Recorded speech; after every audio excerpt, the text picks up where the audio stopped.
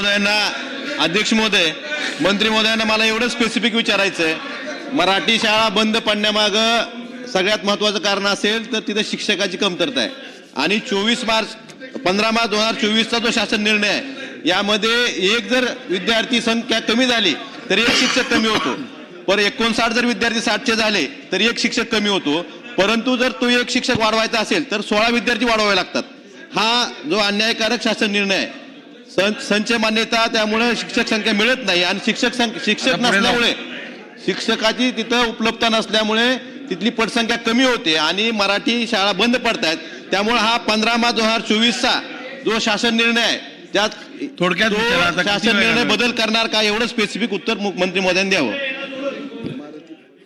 अध्यक्ष महोदय, संच मान्यतेच्या संदर्भामध्ये 15/3/2024चं धोरण त्या ठिकाणी आणण्यात आलेलं आहे आणि त्याप्रमाणे त्याची कारवाई केली जाते. जिथपर्यंत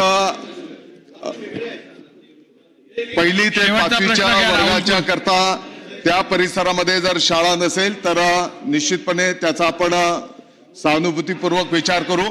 परंतु 6 ते 8 वर्गाच्या करता 3 किलोमीटरची ऑलरेडी अट आहे. विषय असा आहे की जी काही पहिलीला जी ऍडमिशन आपण करणार आहोत ती लहान बाळ असतात आणि म्हणून त्यांनाही प्रवासाचाही जास्तीचा त्रास होणार नाही. जिथे शाळेची उपलब्धता नाही तिथे आपण सहानुभूतीने विचार करू.